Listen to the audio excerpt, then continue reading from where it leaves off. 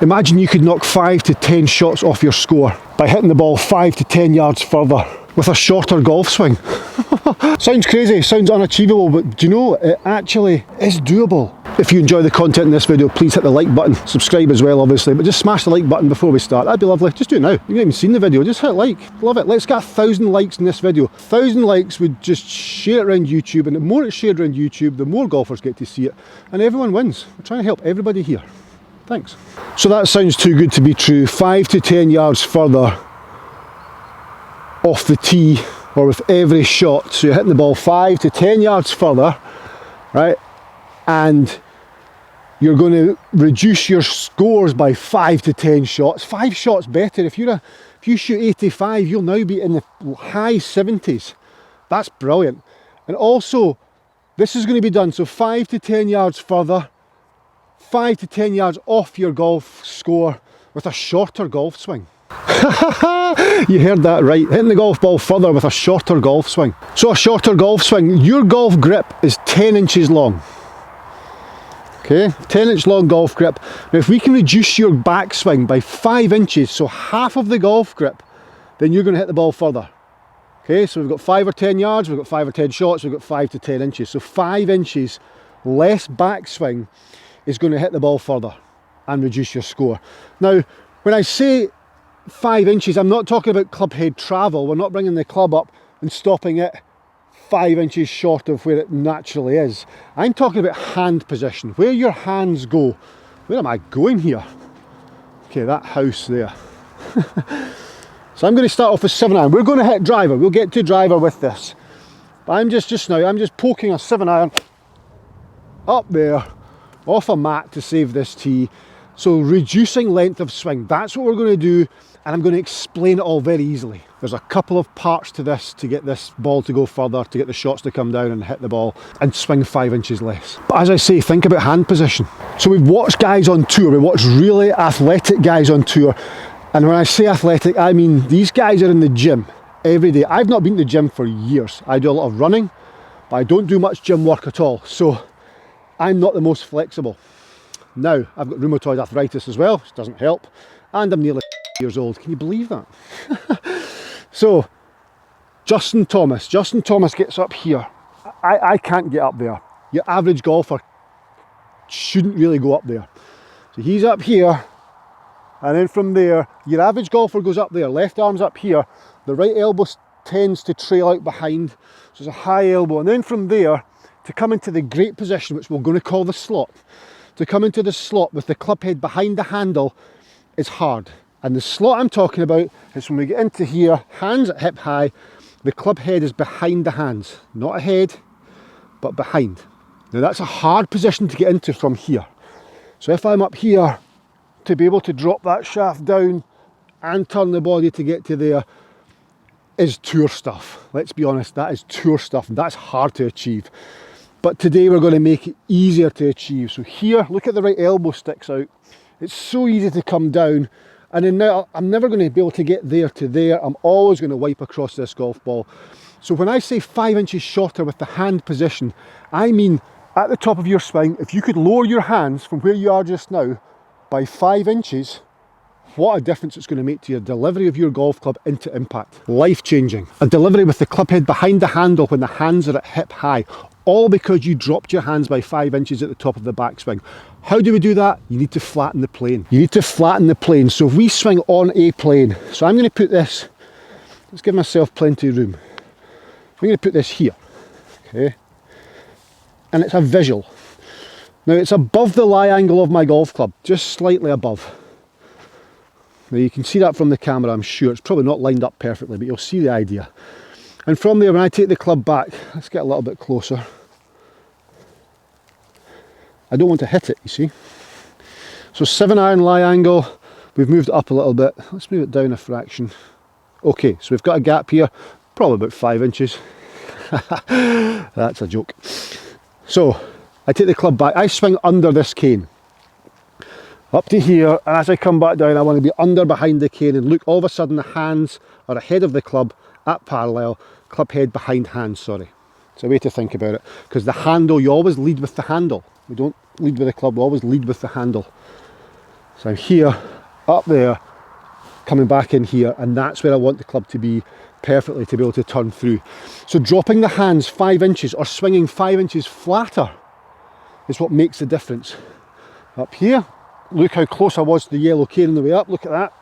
Okay, and if I don't drop my 5 inches and just come back down on that line, I'm outside. Not sure about camera angle, I'm outside. If I'm there, if that's my natural position, and I was to drop it 5 inches, 1, 2, 3, 4, 5, and then just come back down, look, I'm under. I'm under that cane, and I'm able to deliver club path from in to out, which is going to increase distance. You're going to hit the club face with the ball with a closing face, not a flipped over face, but a face that's closing instead of a laid back open face that's going to wipe it.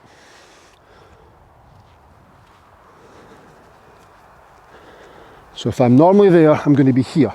So I like to think about the visual of the shaft angle or the static lie angle of the shaft at address. So if I think about that cane being flatter, so there's the visual of my club shaft, I try and swing on that visual of the shaft and back onto that shaft. I don't want this club handle lifting up or down, really. I feel as though I'm there. So it's a low hands at the top. Left arm marries up with shoulder plane or slightly lower, not above. Don't go above, just try and get that position there with left arm marrying up with shoulder plane, and that should be 5 inches lower than your normal. There, low hands, turn through. Low hands, I'll get to there, there, club behind the hands, there, club behind the hands. I mean, it's an absolutely pure little sweet draw 7-iron. And all I thought about there, my visual was to stay under the yellow cane, there, but my feeling at the top was low hands. Now the hands lift the club up, the body turns it, the hands lift it. If it was all body turn only, that's where I would be. So the arms have to lift the club up somehow, but just don't overdo that. Well done, you're now swinging on a different plane. So the plane's flattened, the hands are lower, just feel low hands at the top. That's a great thought. Low hands at the top is going to keep me under the yellow cane and under the yellow cane. And it's exactly the same shot as before. Under yellow cane, under yellow cane. The last thing we want to do, the last thing anybody wants to do is chop wood. And that there, ladies and gents, is chopping wood. If I'm up here, I can still get lots of power out of this because it's more rotational, hands are flatter, delivering and better. Delivery is here. There's my delivery. So lots of power. Up here, longer swing, elbows out.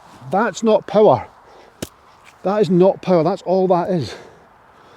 So it'll feel shorter, it will feel as though there's more rotation of the body. So you might feel as though you've turned more with the body to get the hands lower, higher, not as much turn, lower, more turn, back through, club head behind handle, under yellow cane. Club head behind handle, under yellow cane. There. I mean, that's a really good shot. That's 3 in a row. I mean, they're all lying beside each other. What happens with driver? Same thing. Driver, same thing. You can arguably flatten this out a little bit because the lie angle of your... I'll show you.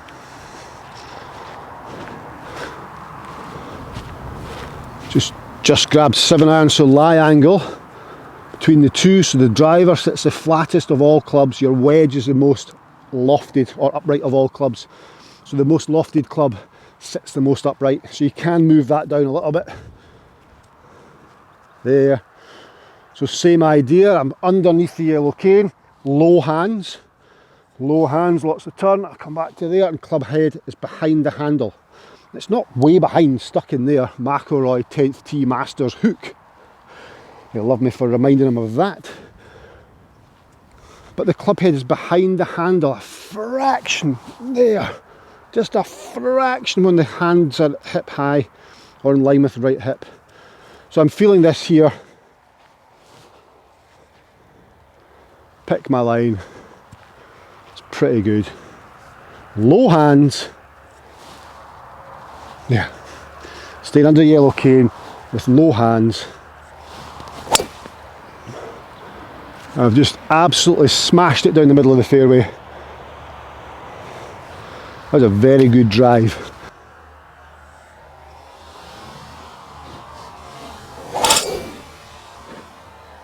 A very good drive indeed. When you break the swing down into simple parts like this, so there's less distance the club's travelling there. My hands are 5 inches lower than they were, or your hands will appear 5 inches lower than they normally are. There, and then from there we turn back through. Club head is now behind the hands and we keep turning through. But of course it's going to add distance, it has to add distance to your game. And your dispersion comes in, as you've seen there. So if dispersion comes in and you're adding distance, then of course your strokes, your scores will come down. Okay, there's another one. 10 yards left of that one. That one's middle of the fairway as well. It's a simple, repeatable action. And it's very much like Eureka Golf Swing. Eureka Golf Swing's open stance, round and in. Check out the website, eurekagolfswing.com, obviously. But feel that, under the yellow cane, hands are 5 inches lower than normal. I come back through, my club head is behind my hands. So swing below yellow cane's the visual. The feel is the hands 5 inches lower, so lots of reps to feel that. So just think low hands, under the cane, low hands.